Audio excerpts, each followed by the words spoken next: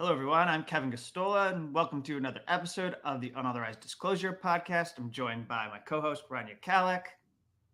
Hey, Rania. Oh, hi. Hello. I was waiting for the hey, Rania. It's okay. It's No, okay. usually I prompt you, and it's much more fluid. So then our guest is Branko Marcetic, who is a staff writer at Jacobin, and he's also the author of Yesterday's Man, a book on Joe Biden that basically looked at his rise and his presidential campaign. And it's really great to have you back on the show, Branko. Hello. Hey, yeah, great to be back. All right, so before we get to it, I thought I'd just set up what we're going to talk about here. We have a range of topics, mostly foreign policy related, for the beginning of our show. But I'd like to put up on the screen here this sort of slide presentation, I guess I put together, because it really illustrates. We're going to talk about the Russia and Ukraine crisis, so to speak, but honestly, it's entirely manufactured. It doesn't really seem that anything's happening.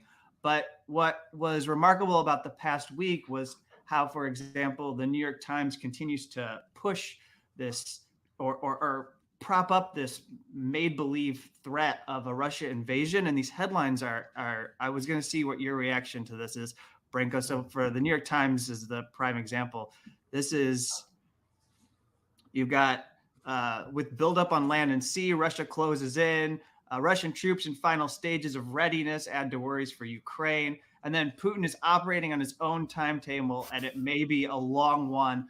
And these are just some of the most ridiculous ways of trying to squeeze drama out of something that clearly is losing any sort of tension whatsoever.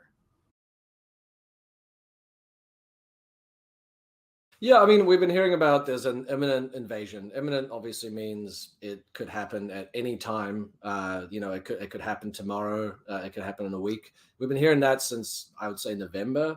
That doesn't mean that Russia putting troops on the border isn't threatening, or that there isn't something to be concerned about, certainly.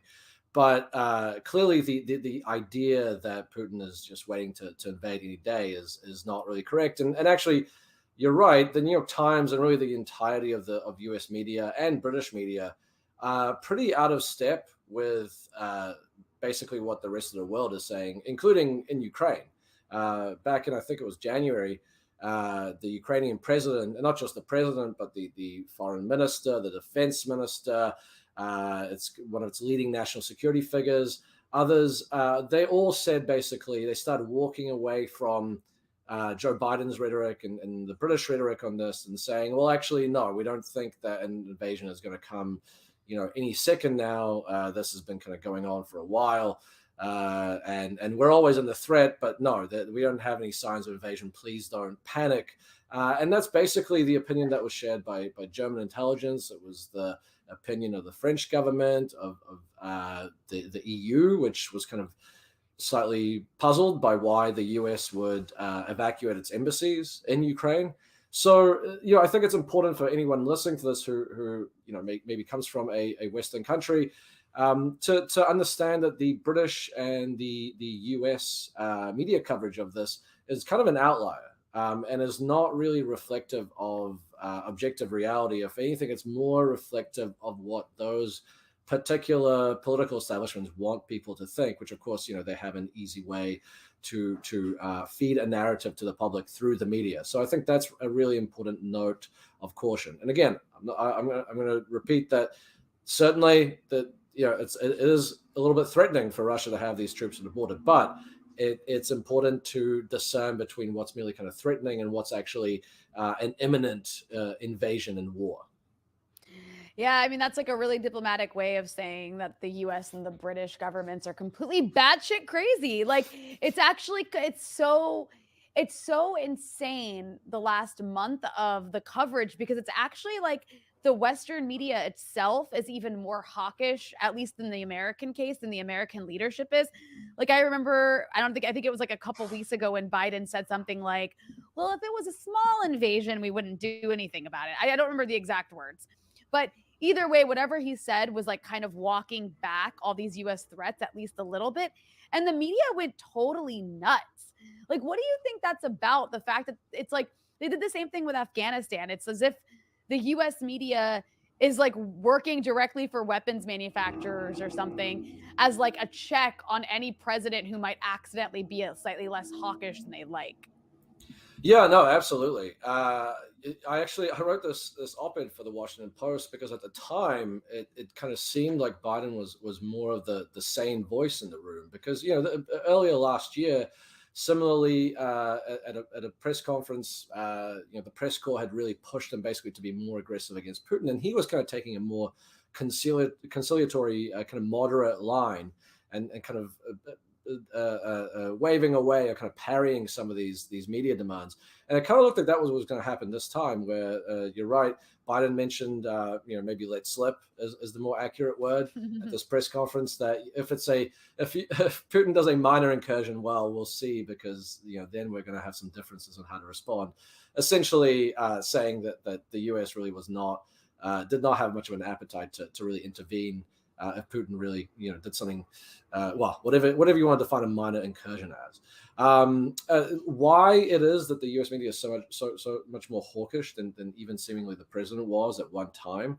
I would guess this is my theory. I think obviously a lot of people in the media, liberal, I think we would probably be able to say that they vote Democratic, or that they lean Democratic on the whole. And there has been a real dramatic shift on terms of national security and in foreign policy among the liberal and Democratic voting parts of the public since 2016, where a lot of the media, kind of their takeaway from that election was, that they were wrong to do their jobs. They should not have reported on the various emails that were released from the DNC and from the Clinton campaign, because that ended up putting Trump in power. That was their reasoning. I want to be clear. That's sort of the takeaway they took from that. And number two, that Russia kind of was this really dangerous world power, this enemy that had to be confronted, because after all, Putin was the one who put Trump in power in their formulation. Putin was kind of trying to sow discord in the United States by elevating far-right figures like Trump and others. And so I think now there's this really, frankly, unhinged approach or attitude among the U.S. media, where there's constantly more and more push from the press to be more confrontational towards Russia, and this idea that the only way you can meet Putin, you cannot do it through appeasement. You have to kind of confront him and stand up to him and that kind of thing. And that obviously has a lot of scary implications for foreign policy. And I think it's also misreading of the situation, a misreading of history. Putin's obviously not someone who cares for liberal norms or international law. We all know that. However, I also think his motivations, his intentions here are driven more out of actual genuine security concerns, legitimate security concerns for Russia, than some sort of kind of Hitler 2.0 style expansion. But maybe we can go into that a little more. Yeah, I know you've been looking and even going back to earlier developments in U.S. foreign policy towards Ukraine operations. The CIA has backed groups in Ukraine that are groups that are involved in neo-Nazi organizing. They're moderate neo-Nazis. and we've even seen within like think tanks that that's somehow like hate speech to call out these Ukrainians and say they're Nazis, and that we are smearing and slandering them. But groups like the Azov Battalion and others that are there, we know are fighting this conflict in a very concentrated area that has been protracted. I know Rania has more that she could add, having done a lot of extensive coverage through Breakthrough News. But this has gone on. Another point that is seemingly lost in a lot of this discussion, besides the fact that the CIA has funded paramilitary groups that could possibly pose a threat to Russia by making incursions into Russia if they wanted to provoke a wider war. It is the fact that there is a lot of division within Ukraine over NATO and whether these European forces and U.S. forces that are within NATO should be or are aligned with NATO should be moving closer and closer to Russia, should maybe take up a post in Ukraine, division over whether Ukraine should be a NATO country because of what it would mean for the security of people in Ukraine. There's a divide. There's people who are very pro-Russia in Ukraine. There's people who are anti-Russia in Ukraine. The division might be familiar to a lot of people because it's probably a lot like the partisanship in the United States, where there are a lot of issues that are extremely polarizing. And yet there is no respect for what Ukrainians think about NATO in the coverage of any of this. Yeah. I mean, it's an enormously complicated situation. People occasionally ask me to explain to them what's going on in Ukraine and why the standoff that's happening is happening. And I always kind of tell them, well, you have to kind of go back to 1991 and before the Soviet Union, which isn't exactly a convenient thing if you want to just give people kind of a soundbite or an elevator pitch. But unfortunately, it's true. I mean, maybe more immediately we can say that the cause of the current standoff was the 2014 revolution, the Maidan revolution in Ukraine, which basically, some would say revolution. Others would say it was a coup or an insurrection. I would say the fine line between insurrection and revolution anyway. But I would say, this is much closer to the thing that people feared January 6th was going to be in the United States, what happened in Ukraine. It basically toppled this authoritarian and very corrupt president, Yanukovych, in Ukraine. Who kind of has this reputation as being pro-Russian. He's not really. I mean, he was kind of charting a course between the West and Russia. Didn't obviously want to anger Russia, which is right on his doorstep, and that Ukraine does a lot of trade with. But at the same time, was still kind of going ahead with plans to move Ukraine to the West. This revolution, coup, insurrection, whatever you want to call it, toppled him through a threat of violence. Essentially, he flew Ukraine, put into place this post-Maidan government, which unfortunately didn't solve any of the issues that people in Ukraine were actually angry about in the first place. It didn't solve the corruption or authoritarianism, but it did put in an oligarch into power who continued to move Ukraine closer to the West. And at the same time, it also succeeded in bringing into government and into actually law enforcement positions and into the armed forces, neo-Nazis and other members of the far right. And you mentioned Azov, that's one of them. Azov, which is a neo-Nazi militia that was fighting Russian separatists, excuse me, in eastern Ukraine.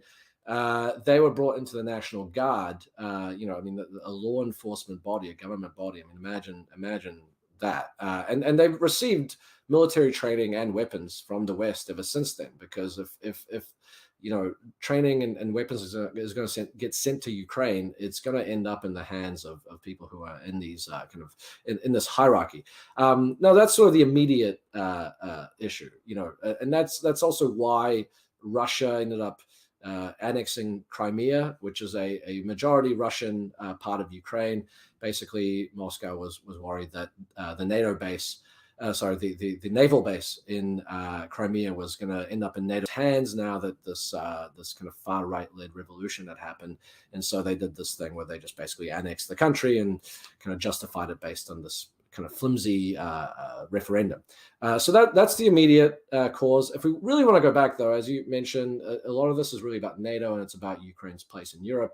And that goes back to this promise that was made at the dissolution of the Soviet Union, a verbal promise that was made by both the Bush administrations and later the Clinton administration. And they told the Russians basically, we're not going to move NATO eastward. Of course, NATO technically had no reason to really exist anymore because the Soviet Union was gone. The Cold War was over. So why have this hostile anti-Soviet military alliance?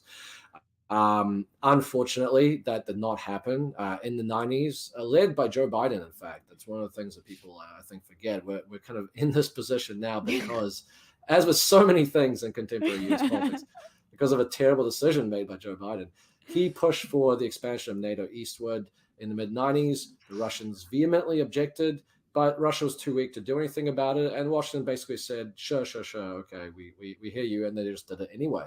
And they've kind of continued doing that. In 2008, there's actually a diplomatic cable that thanks to Julian Assange, we and Chelsea Manning, we have our hands on. In February 2008, the current Russian foreign minister bringing up to the US, basically saying, listen, if NATO expands into Georgia and Ukraine, we see this as a military provocation. This has serious security implications.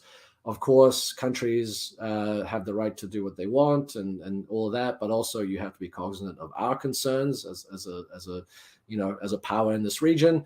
And then George Bush immediately disregarded that and announced later that year that yes, they were going to push ahead with moving Ukraine into NATO. And so that's I think what is happening now, what Putin is doing now. I absolutely think that if it came down to it, he would invade if he had to. If he felt like that was the only way that he was going to kind of guarantee some sort of buffer between him and the West and NATO. But I think basically this is an attempt by him to say, okay, well, we've asked nicely for decades now over several different leaders, and it hasn't worked. So now we are going to, put our cards on the table and say, okay, if you do not listen to our security concerns, we are going to do something pretty drastic. And they brought them to the negotiating table. I guess now it depends on, is the US going to recognize that there is actually a legitimate security concern by Russia here, and that maybe NATO's expansion has to be limited. There has to be some sort of war to it. I don't know, but I hope that is where it's going to settle, because if it doesn't, a war would not be a very pretty thing for anyone, not the US, not Ukraine, not Russia. Yeah, it kind of seems like I keep thinking to myself every week, okay, this is going to be the last week. There's not going to be a war. Like, nobody actually wants a war. But at the same time, it's so dangerous because under Trump, so many of the treaties that exist between the US and Russia that actually exist to act as like back channels to preventing any sort of war were ripped up. So a lot of the kinds of things that were in place to prevent a war aren't there anymore, which is what makes this so much more dangerous than before.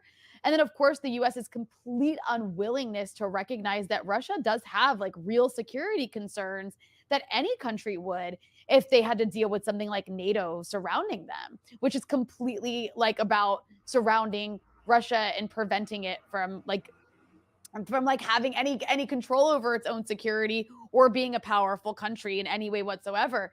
But beyond that sort of security threat that Russia faces, I mean, Ukraine, I don't think it's an exaggeration to say that Ukraine presents, and you've written about this, presents a threat around the world in many ways, because it's become this kind of rallying cry for people in the global far right, some of which who have actually gone to train in Ukraine, including Americans, like far right Americans. Can you talk a little bit about that particular threat and how the US's role in Ukraine has actually made the threat of the far right globally more dangerous? Yeah, I mean, this is one of the absurdities of this entire thing. We're told on the one hand, this is about defending liberal democracy. We're told that, well, actually, Putin is Hitler. He's a new Hitler.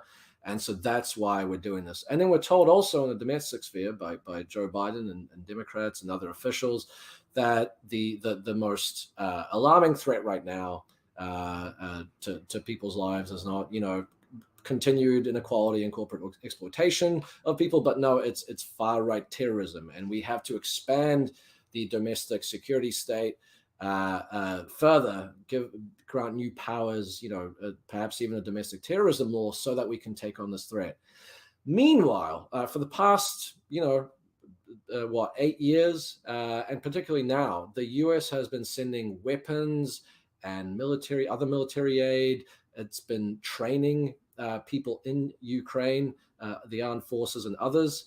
to basically fight a anti-Russian insurgency should an invasion come. And what that means is that this military training and these weapons and equipment has gone to the hands of far-right extremists like Azov, like other militias. You know, in Ukrainian law enforcement, there's actually quite a few different far-right figures who have managed to get themselves into the hierarchy. As a result, Ukraine's become this kind of mecca for the global far right. You know, people who basically want to do the kinds of things, really do the kinds of things that maybe those people in Michigan were sort of led into doing by the FBI. They go to Ukraine, they communicate with Azov, they meet with them, they train with them, and then they go back to the United States. And that's happened with several Americans. There was actually one guy who went to Ukraine, did that, came back, and then he and a friend killed this couple in Florida and robbed them so they could get the money to go to Venezuela, where they were planning to do some sort of coup or something. You know, so this doesn't necessarily mean that these people are actually going to be able to do, you know, achieve their wildest dreams. But clearly, if there are unhinged, mentally unbalanced, violent people who see their life's goal as kind of spreading violent far right chaos, the fact that they have this kind of avenue to at least do some sort of damage is very worrying. And I mean, this is not just me talking. There was a report put out by West Point in 2020 that talked about how extremists in Europe and the US were going to Ukraine to get training and to get advice and all that kind of stuff. The kind of scary thing to think about is right now, you know, the president of Ukraine, Volodymyr Zelensky, his biggest concern right now is not a Russian invasion. His biggest concern is that he might be toppled in a coup. That basically another Maidan revolution, like in 2014, will happen because the far right has, ever since that revolution, used street violence to push politics in its preferred direction, to rebel against certain things that it defines as capitulation. One of which is the Minsk Accords that were signed as a sort of solution to this conflict. They see that as a surrender to Russia, and they've taken, you know, they've carried out violence against the government in rebellion to this. And, you know, I mean, who knows what the chances are of that happening? But it is scary to think about what happens if suddenly in Ukraine you get a government toppled by the far right and whatever comes next. And now you have this government, you know, potentially controlled by people who are A, not only violent extremists, but B, see their cause as fighting a war with Russia right next door. Think about how that would inflame the situation. And then also think about the fact that Ukraine, by virtue of its position, is not just right next to Russia, but it's right next to the rest of Europe. And what that means if there's, you know, consider how in Libya, when that government was toppled, how just the flood of weapons from that country and from other countries using Libya as a conduit went, you know, further westward into Africa, and it caused the trouble in Mali. I mean, you know, it doesn't bear thinking about if you're in a European country, what it means for suddenly a government to be toppled, and suddenly, you know, the far right to have all these weapons and very easy kind of movement into the West. So it's a really combustible situation that I think if people understood it as what it is, that it has this implication for far right terrorism in both Europe and the United States, I think the response to it in the United States would be very different. But unfortunately, people don't really hear that at all in the US media. Mm-hmm. Well, let's broaden out just a bit and talk about Joe Biden's foreign policy in general, and where you see this all fitting into what he's done and continued on the part of President Donald Trump's administration, and also probably even reaching back into President Barack Obama's administration, because he was, of course, vice president to Barack Obama. And I'll go ahead and I'll read a little bit of what you wrote, and when we share this, people will see the headline in this article, because you did do a reflection on the 1-year anniversary of Joe Biden and all the change that he promised, which we didn't get. And one of the things that you talked about or went into extensively was how little foreign policy had changed looking at noting the blockade on Cuba that has continued, which Trump intensified, the deadly sanctions on Venezuela, that we're starving the people of Afghanistan right now just in order to be spiteful towards the Taliban. Biden's also continued to be friendly with autocrats, broke his promise to punish the Saudi crown prince. And then, of course, we've seen very vividly over the last weeks what is going on with the genocidal war in Yemen and how empty those promises were, those pledges were about curtailing the support that the U.S. gives and provides for that war, which is really, obviously a quasi proxy war between Saudi Arabia and Saudi Arabia thinks they're countering Iran. I've seen a lot of debate over how much the Houthis are actually supported by Iran, but definitely there are some links.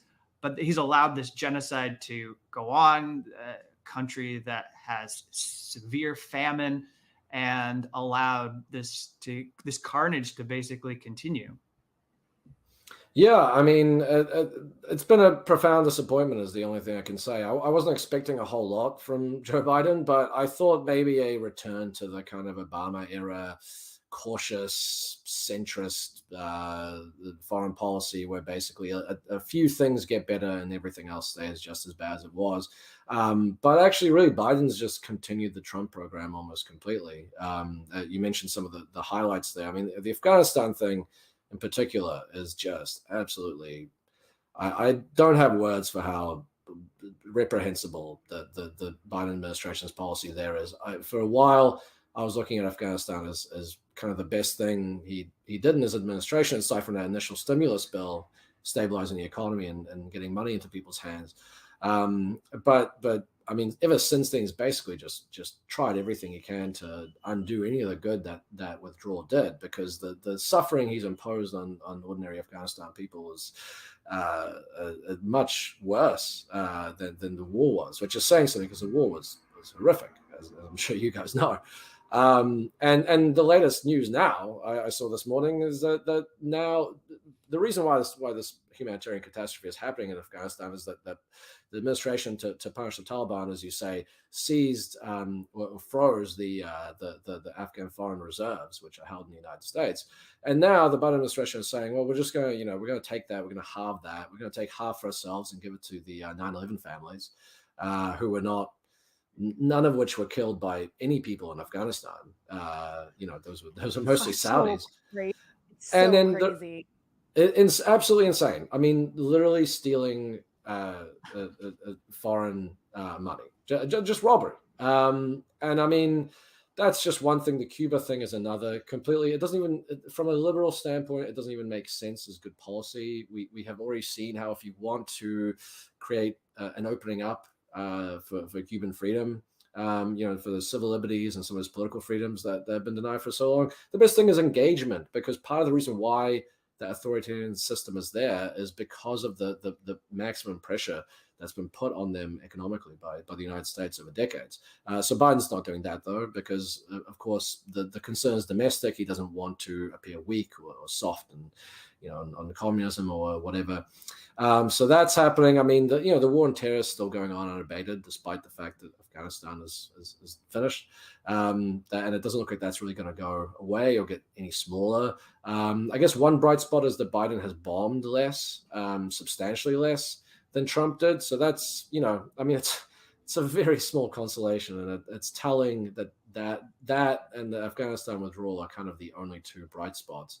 The Iran deal, I don't know if we mentioned, but the administration has really, if a deal ends up happening, it'll be despite the Biden administration, not because they've taken a very uncompromising and frankly just absurd line on it, where the U.S. broke the deal, they imposed sanctions on Iran for no reason, and then now they refuse to take the sanctions off and demand that Iran be the first to make concessions, which is, it's the behavior of a bully, of course.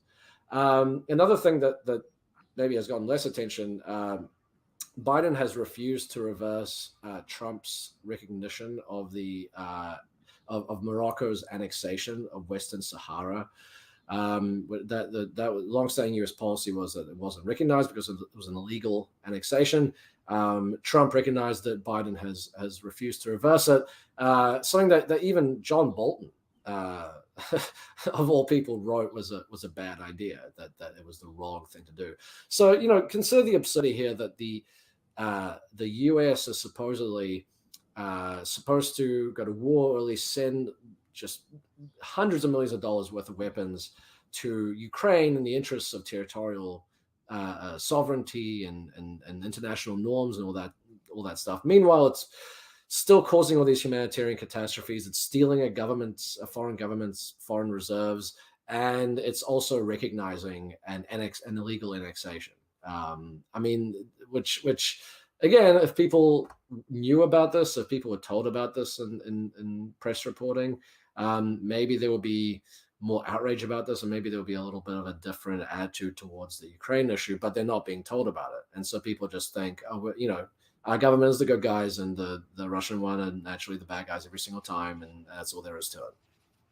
It's interesting you see all that, because I was just in Cuba, which was a really cool experience just to get to go there. But by the way, I had to go on a journalist visa because it's actually illegal for Americans to go to Cuba because of the American side.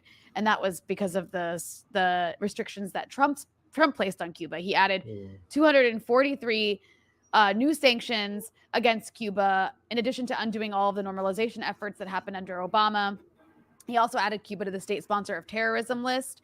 And he tightened the noose, if you will, during the pandemic on this little island nation. And Biden actually campaigned, much like he did about the Iran nuclear deal, going back to it. He campaigned on undoing Trump's destructive policies on Cuba. And since coming into office, he has done the opposite. He's actually taken an even harder line. And that's according to the New York Times, by the way. The New York Times framed Joe Biden's policy towards Cuba as a harder line than Donald Trump's, Donald Trump's line was pretty freaking hard. Marco Rubio and John Bolton were in charge of his Cuba policy. So anyways, all that said, when you go country or region by region, it's either it stayed the same or got worse. And it's pretty incredible. It really is incredible just to go to hear you talk about the different parts of the world. And that's just more of a comment than a question. Yeah, no, it really is depressing, because what is the alternative at this point? It's, likely either Trump or some Republican wins in 2024, and then they continue all of this stuff. There's absolutely no reprieve. Or go harder, or go even harder. Yeah, absolutely. And then you have to wait at least 4 years for someone else to come in, and then when they come in, there's no guarantee that they won't just pull a Joe Biden and just basically, out of fear of looking too soft, continue to do whatever the last right-wing administration did. And so, it's incredibly dangerous. This is one of the things that with a rising China, as bad as a new Cold War would be, and as foolish, I think, completely misplaced priorities by the foreign policy establishments in the West there. At least having some sort of power that maybe balances things out in the world, that forces the United States Washington rather to act in a more kind of reasoned and moderate way, to be a little less reckless, might be a good thing. Because if you want to win a new Cold War, you got to have allies. You can't just decide to just bully every single person, because suddenly they have this other power that they can go to get the help they need. I don't know if that's going to happen. That also could be a bigger disaster. Well, I think this is why the U.S. is so terrified of a rising China or a rising Russia, or a rising both of China and Russia, because then it gives these countries like Venezuela, Cuba, Iran, Syria, all these countries that it's sanctioning and bullying, an alternative that they can turn to that can actually get them out of the worst of the sanctions, which is actually what's happening to some degree. I really do want to make sure we have time for a couple things that I'd like to get to. So if it's okay with the both of you, I'm wondering if we can shift to a bit of a more maybe sensitive topic, at least sensitive among some people we know.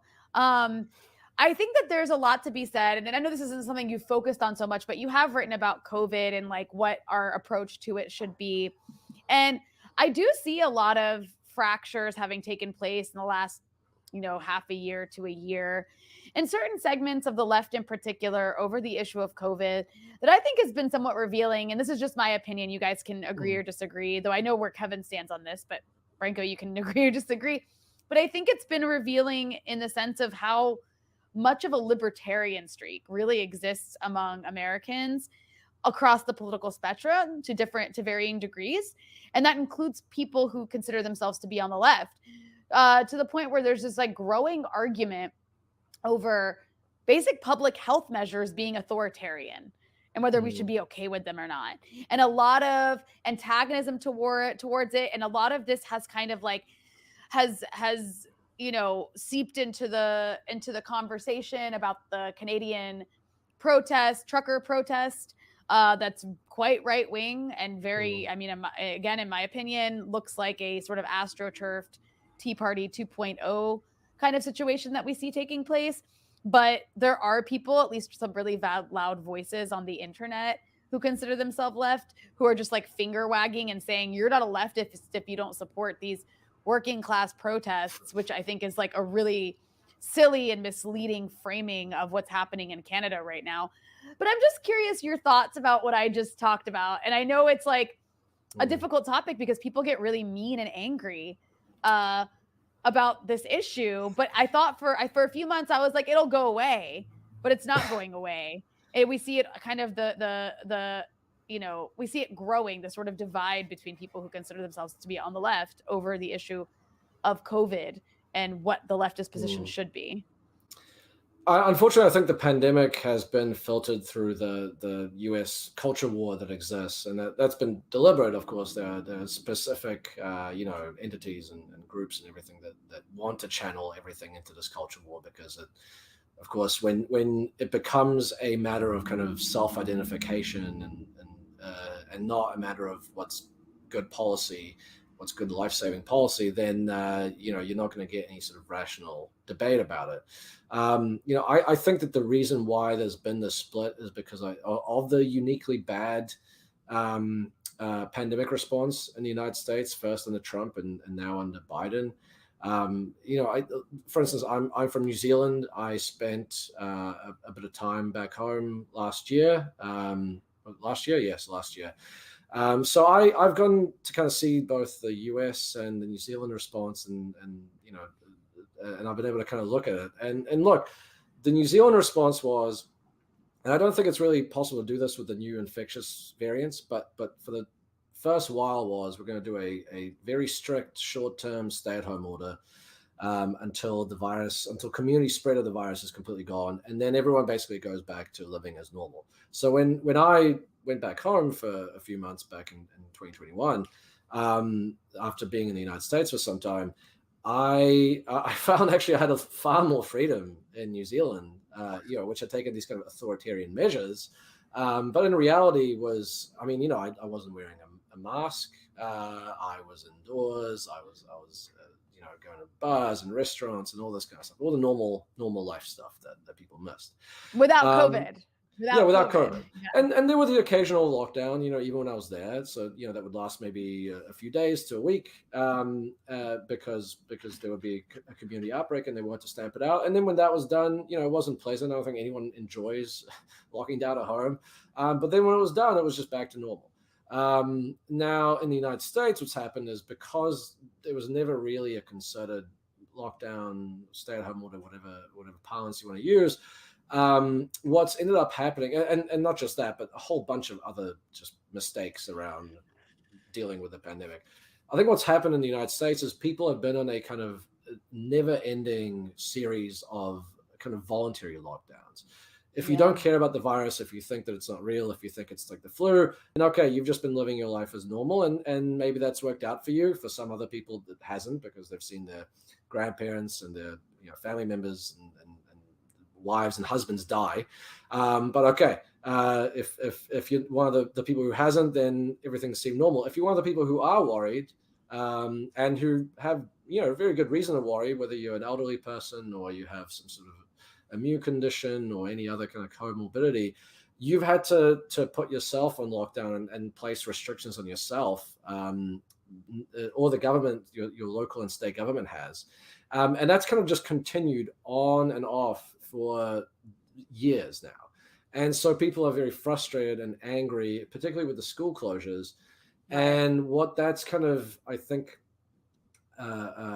resulted in, or what it's been kind of channeled into, because obviously there's a wide variety of powerful interests that want everything to just be opened up again and say screw it to all the public health measures, is that there's this real, I don't know if it's a majority, but it's a very vocal, maybe minority or large minority or plurality of people who are just like, I'm done with this, I want to go back to normal. And and there's also some people who just were feeling that way from the beginning. Right. Now, I should also say that what's kind of absurd about this whole situation, again, is that I mean, there aren't that many restrictions in the United States. No. So I don't really see what people are arguing against. I mean, like, I live in Chicago. I guess I put on a mask for 5 seconds when I go into a restaurant or a cafe or something, and I take it off. Yeah. I guess the only thing is that I show a vaccine, my vaccine pass when I go in, which I will say, you know, on the libertarian side of things, I completely sympathize with people who are concerned about the vaccine mandates. I get it. I think that reasonable people can have disagreements about this, because it is kind of an extreme measure to take to coerce people into getting a vaccine. It's also, I just want to throw in, it's also like, it sounds like a good idea to some degree, but it's also not clear it would work. That's the other thing too. And I think if anything's going to be debated about a vaccine mandate, it should be, is it actually going to work? But anyways. Yeah. Well, yeah, I mean, but I was going to say, you know, I think that in this case, if you look at the pandemic, you know, it was a once in a century event. If you look at how many people it's killed already and the disruption it's caused, I think a vaccine mandate makes sense. You know, for instance, the thing that I kind of had argued for before Biden did his mandate was, you know, I thought it made sense to do it for airports, because that's where a lot of spread happens. And, you know, and it also means that some of these people who are resisting vaccines, not because they can't get it, but because they're just ideologically against it, they might be forced to do it because they'll go, well, crap, I can't fly to Florida on vacation or whatever the hell. So I think, yeah, reasonable people can disagree. I do think that we have to, I think in the short term, just adjust some of these more absolutist principles. It's also just real quick too, like, even if they did a vaccine mandate in the US, you can literally like fake a vaccine card. Like, they don't even Right. It's like this flimsy cardboard piece of paper. It's insane. It's actually like completely ridiculous that anybody's like, oh my God, they're like being too authoritarian, like when all these people are just getting fake ones, which is, I think, a real big problem. But anyway. Yeah. No, I mean, total. I mean, I know people who have just done that. And it's a bit of an awkward situation. It's kind of like, wait, hold on. Do I say something? But even if I did, like, to who? Because there's not like a vaccine card police, because there's literally no actual restriction. Exactly. Like, it's just. Yeah. Anyway. I mean, you know, we've all seen that Barry Weiss clip on Bill Maher, which was one of the most just laughable things. It's people at a table. I'm over it. I'm so over it. I'm over it. There's a massive crowd of people just off screen clapping and whooping. And it's like, what restrictions are you talking about? You are in a studio right now, completely as normal. And there's a pandemic raging and everyone's getting it. But specifically with the left, like, what I've noticed is I think that there is, the left is such an umbrella term. It's not really a fair term, because, like, what does that really mean in the US? But people who consider themselves left, who are like some of the loudest voices on the internet, which I know doesn't always equal like the most important people, but just this whole like antagonism towards state intervention for public health. Like, yeah, I'm against like war on terror policies. I'm against mass surveillance. I am not against public health measures being enforced. Like, those are two very different things. And there seems to be like a conflating of those things taking place. That's like, maybe libertarian's not even the entirely right word. It's like an anarchist tendency to it. I'm not saying those things are entirely bad, but when it comes to public health, like, I want a strong state that's centralized, that can enforce public health measures so that people don't so 1 million people don't die of something preventable. Yeah. Like, Yeah, I mean, let's put aside the stay-at-home order, because at this point I do think that the political will for this is just It's completely gone, gone. and There it's it just not doesn't going to happen. exist. Yeah. Okay, Yeah. okay, but if we just take the U.S. response on kind of the I guess the Trump Biden standard, which is just vaccines, vaccines, vaccines, and kind of using personal responsibility and whatever the government can do in combination to basically protect yourself and protect people around you and spread and mitigate the spread. Okay, there's tons of things that the U.S. government could do that it is not a stay-at-home order that the Biden administration has not done. And the things that I think maybe are most easily come to mind are the things that we saw over December, January, where the Jen Psaki, the press secretary, literally laughed at the idea of sending tests to people, to American households, something that was completely routine in other countries, and something that the U.S. government, with all the massive sprawling bureaucracy of the U.S. state and the powers of the presidency, could easily do. Not just tests, but masks. That was another thing that the Biden administration, reportedly, according to Politico, they were worried that if they start sending out masks, then people are going to not have as much of an appetite for the vaccine, which is completely ridiculous. But it shows you the really, I think, silly mindset among the people in the administration who are running the pandemic response, who, by the way, is being headed by a former Bain Capital guy. I mean, which tells you everything. Sounds So there's so much. Yeah. Yeah, right. And I mean, I wrote about in that reflection piece about this GAO report that looked at the use of the Defense Production Act. I don't know if you guys remember the Defense Production Act. Yeah. That was the thing that Biden hilariously, that was the only thing really he attacked Trump on with the pandemic. And then he rolled it out like a few minutes after Trump announced he was finally invoking the Defense Production Act.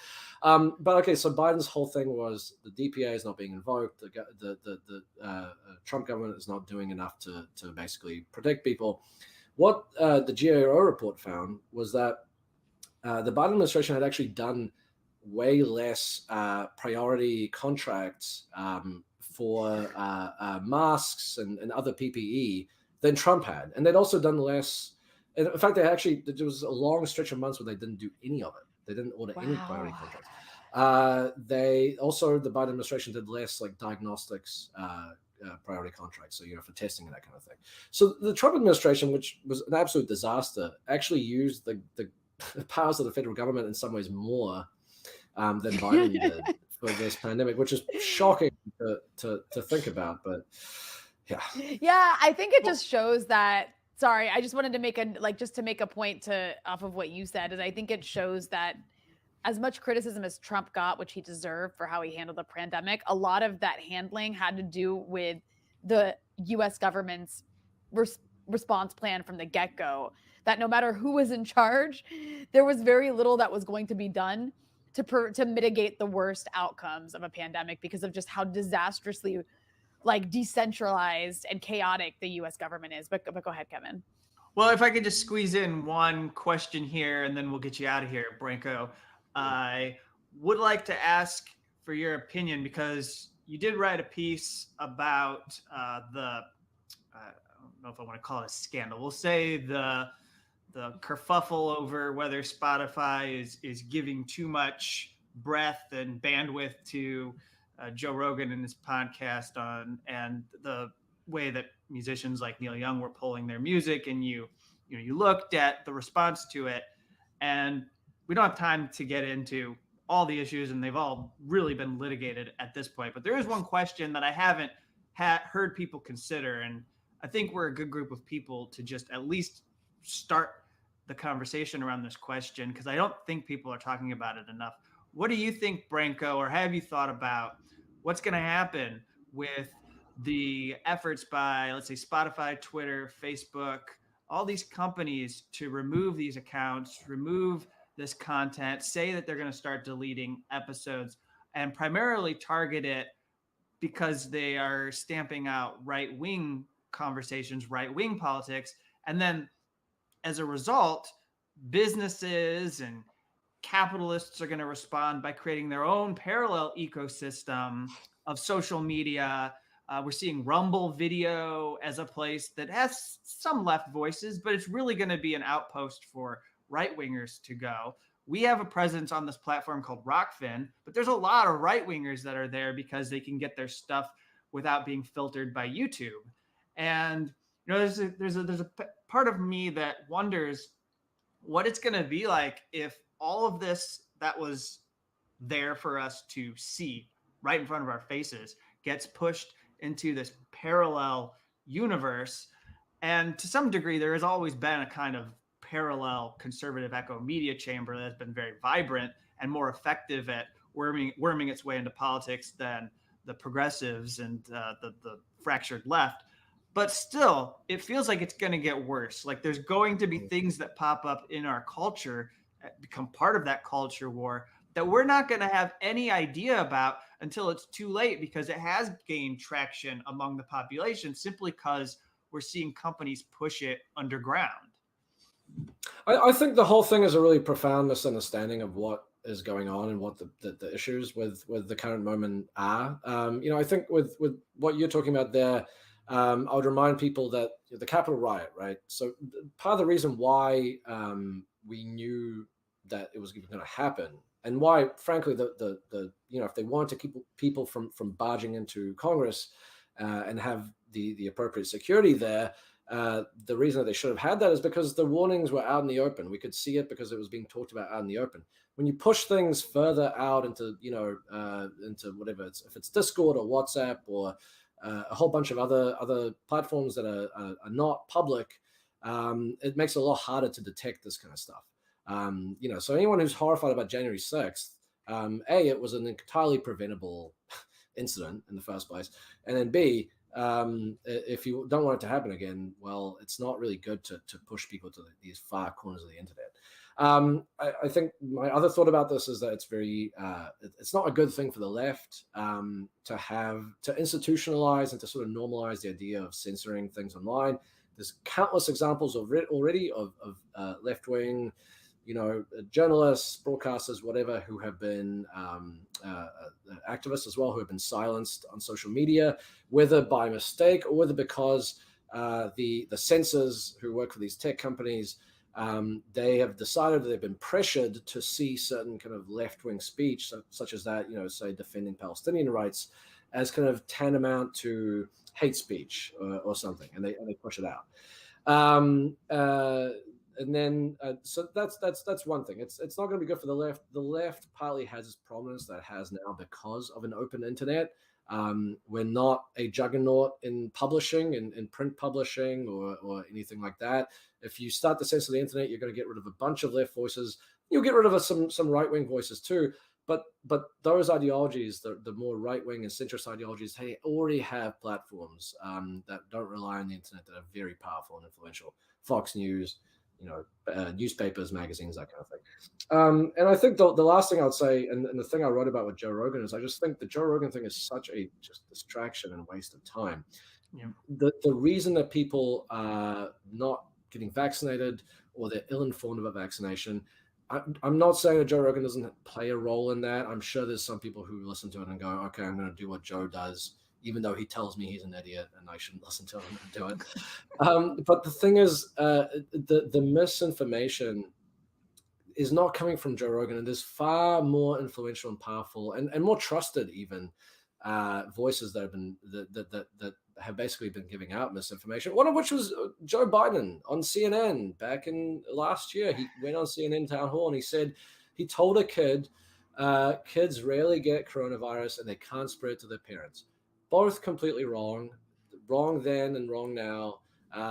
Think about how many millions of people that reached. Think about how much more influential it is for the president of the United States, who's been recognized as kind of this pro-science voice, to be saying something like that instead of a MMA enthusiast / stoner who tells you, I have no idea what I'm talking about. So, I think I wish there was more focus on not so much even the misinformation, but why is it that people are listening to misinformation and trusting misinformation and not trusting public health experts? I think it's a much more uncomfortable discussion, because you would find that people have, genuinely good reasons why they've lost trust in some of these institutions. I mean, even the New York Times was publishing that Omicron was going to end the pandemic. Like, and Right. even in that article, it was like one person from Europe was saying it was going to end the pandemic, and then everybody else was saying, no, it's not. So Right. it's like the entire like liberal media class and liberal politicians have actually decided, whether they want to believe it or not, that they're okay with letting it rip too. They're pretending they're not. They're pretending they're not. It's very easy, very convenient then to point to Joe Rogan and you say that's the problem. If we just get rid of this, then everything will be fine. And of course, it's not true. One thing I'll just say before we go, one thing that I just find endlessly kind of I don't know, darkly amusing. According to Politico, the Joe Biden, the president, when it comes to the pandemic, he reads David Leonhardt of the New York Times. Now, look, I don't know where everyone who's watching this stands in the pandemic, but if you're someone who maybe has more of a view like the ones that we've expressed, you and I, Rania, on this broadcast, you probably don't think much of Leonhardt's writing, which has tended to kind of play down the pandemic and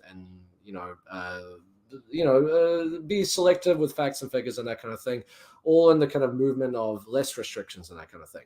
Well, okay, so this guy, this New York Times writer, clearly has far more influence on public policy than Joe Rogan does. Joe Biden is not sitting there listening to the Joe Rogan experience and going, oh, he's making a lot of sense on this. He's listening to this liberal journalist. So, I mean, are we going to censor the New York Times now? Because by this logic, surely we should shutter the paper and send Leonhardt to work as flipping burgers or something that's nothing far away from public health.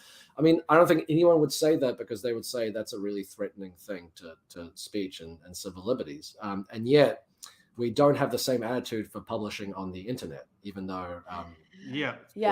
Well, and there's all there's all this panic, and we'll let you plug your site and tell everybody where to find your work. But I just have to work in quickly that the panic that we've seen is so disingenuous when you see NBC News bringing on Stephen F. Hayes, who made up this link between Al-Qaeda and Saddam Hussein that didn't exist. And they're all like fake news.